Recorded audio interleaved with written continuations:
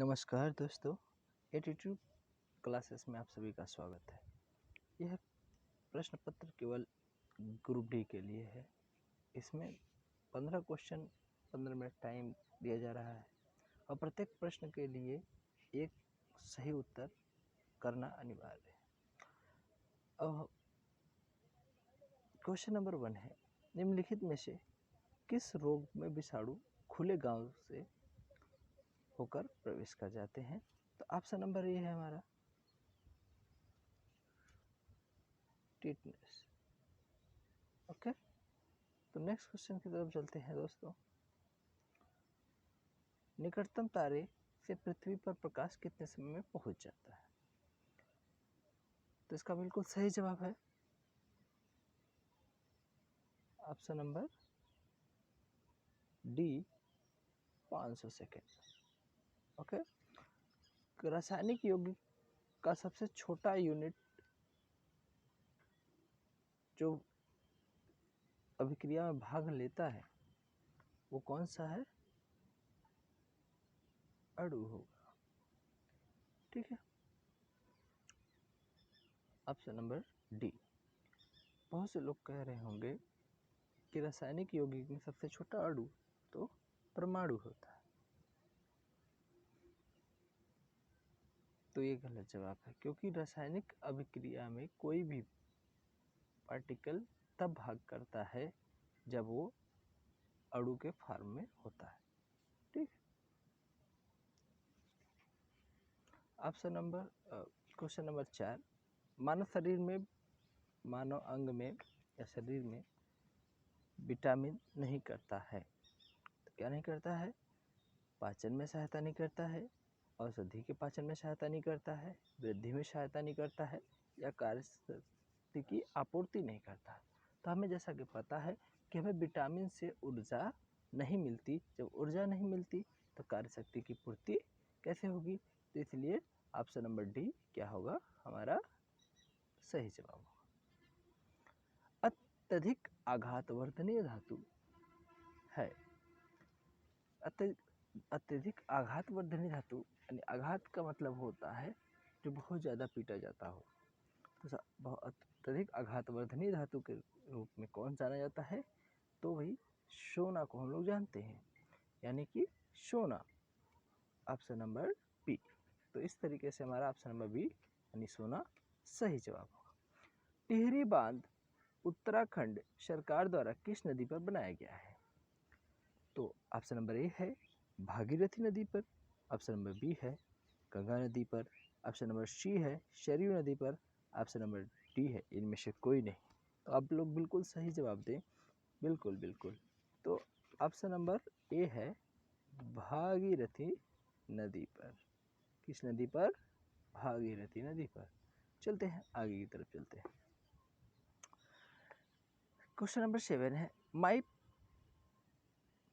एक पुस्तक है जिसे कौन लेखक हैं उसका नाम बताना है, यानी कि माई प्रेसिडेंशियल ईयर का लेखक कौन है? माई प्रेसिडेंशियल ईयर का लेखक कौन है? तो इसका सही जवाब देने का प्रयास करें।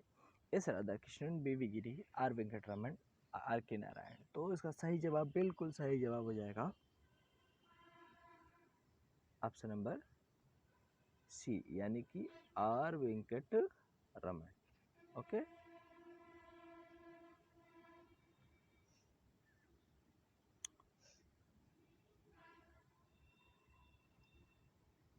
आर वेंकटरमण इसका सही जवाब हो जाएगा।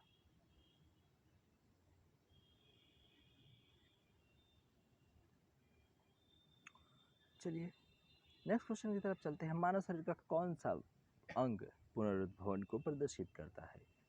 यानी कि जो अंग दोबारा रीजनरेट यानी खुद से बन जाता है उसे हम पुनरुद्भवन अंग कहते हैं। यानी कि मानव शरीर में भी ऐसा अंग होता है जो बार बार खुद ही रीजनरेट हो जाता है, यानी पुनर्बन जाता है। तो इसका आंसर ऑप्शन नंबर 1 है लिवर, ऑप्शन नंबर बी है प्लीहा, ऑप्शन नंबर डी है मस्तिष्क, ऑप्शन नंबर डी है वृषक। तो इसका सही जवाब देने का प्रयास करें। इसका बिल्कुल सही जवाब होगा ऑप्शन नंबर ए लिवर। ठीक है दोस्तों, अगले क्वेश्चन की तरफ चलते हैं। कंप्यूटर का पैकेज पेज मेकर किस ऑपरेटिंग सिस्टम से संबंध रखता है या संबंधित होता है? तो इसका सही जवाब देने का प्रयास करें। इसका बिल्कुल सही जवाब होगा MS DOS या B यूनिक्स या C विंडोज़ या ऑप्शन नंबर डी इनमें से कोई नहीं। तो बिल्कुल सही जवाब होगा विंडोज़। विंडोज़ क्यों होगा? क्योंकि विंडो ही है, इसी में वर्ड पैड, नोट पैड, तमाम तरह के वर्ड पेज होता है, इसी में हम अपने पेज को सेट करते हैं। बिल्कुल ठीक। रायनाइट नामक रोग कौन सा अंग प्रभावित होता है? रायनाइट नामक रोग से कौन सा अंग प्रभावित होता है? तो इसका सही जवाब देने का प्रयास करें।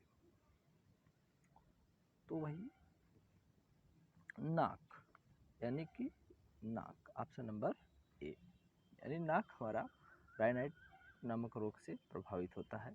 इसमें क्या होती है कि लगातार हमारी नाकें बहती रहती है, यानी हमें हर समय जुकाम रहने का रहता है। ठीक है, नेक्स्ट क्वेश्चन, क्वेश्चन नंबर 12 की तरफ चलते हैं। पेरिस यानी कि फ्रांस की राजधानी पेरिस है, किस नदी के किनारे स्थित है? तो बिल्कुल सही जवाब देने का प्रयास करें। ऑप्शन नंबर ए है सीन नदी के किनारे, ऑप्शन नंबर बी है टेम्स नदी के किनारे, ऑप्शन नंबर सी है डेन्यूब नदी के किनारे, और ऑप्शन नंबर डी है गंगा नदी के किनारे। बिल्कुल सही जवाब देने का प्रयास करें। लगातार आप लोगों के लिए ऐसे ही वीडियो लाता रहूँगा, इसलिए आप लोग हमारे चैनल को सब्सक्राइब और लाइक बिल्कुल ज़रूर करें और ज़्यादा से ज़्यादा शेयर करें, क्योंकि ऐसे वीडियोस मैं आपके लिए बना रहा हूँ, क्योंकि ग्रुप डी में सिलेक्शन पक्का करना है और ये तो मेरी फर्स्ट वीडियो है। ज़्यादा से ज़्यादा इस पर लाइक, शेयर, कमेंट्स और ज़्यादा सब्सक्राइबर होते हैं तो मैं इसके लिए अलग से अधिक से अधिक मेहनत कर करके टू द पॉइंट चीज़ें लेकर आऊँगा, जिसकी वजह से आपका सिलेक्शन होने में कोई दिक्कत नहीं होगी। ठीक है, ऑप्शन नंबर सॉरी कह रहा है क्वेश्चन 13 यानी क्वेश्चन नंबर 13 कह रहा है कि एक बैडमिंटन कोर्ट की लंबाई कितनी होती है? तो ऐसे ही क्वेश्चन पूछे जाते हैं ग्रुप डी में। तो एक बैडमिंटन कोर्ट की लंबाई कितनी होती है? तो 85 फीट, बी 78 फीट, सी 44 फीट या डी 46 फीट। तो इसका बिल्कुल सही जवाब देने का प्रयास करें। बिल्कुल सही जवाब, हाँ बिल्कुल, ऑप्शन नंबर सी यानी 44 फीट। नेक्स्ट क्वेश्चन की तरफ चलते हैं। दूरदर्शन का राष्ट्रीय कार्यक्रम किस वर्ष आरंभ किया गया? दूरदर्शन का राष्ट्रीय कार्यक्रम किस वर्ष आरंभ किया गया? यानी कि ऑप्शन नंबर ए है 1970, ऑप्शन नंबर बी है 1972, ऑप्शन नंबर सी है 1980, ऑप्शन नंबर डी है 1982। तो इसका बिल्कुल सही जवाब देने का प्रयास करें। ऑप्शन नंबर डी यानी बिल्कुल सही जवाब होगा हमारा 1982 में दूरदर्शन का राष्ट्रीय कार्यक्रम आरंभ किया गया। आँख का रंग, आप लास्ट क्वेश्चन, आज इस वीडियो का लास्ट क्वेश्चन होगा क्वेश्चन नंबर 15। आँख का रंग किस मौजूद वर्णक पर निर्भर करता है? यानी कि cornea, option number B iris, option number C सालकवो, ऑप्शन नंबर डी शंकु। तो आँख में दो प्रकार से होते हैं सेल, एक राड होता है, कोन होता है, यानी कि शंकु होता है, दंडाकार सेल होता है, शंकुआकार सेल होता है। तो इस पर किस पर डिपेंड करता है? तो हमारे आँख का रंग हमारे आइरिस पे डिपेंड करता है, यानी ऑप्शन नंबर बी इसका सही जवाब होगा। आज के लिए बस इसी वीडियो में इतना ही। मिलते हैं अगले वीडियो में। हमारे चैनल को सब्सक्राइब करें, लाइक करें और ज़्यादा से ज़्यादा शेयर करें। धन्यवाद।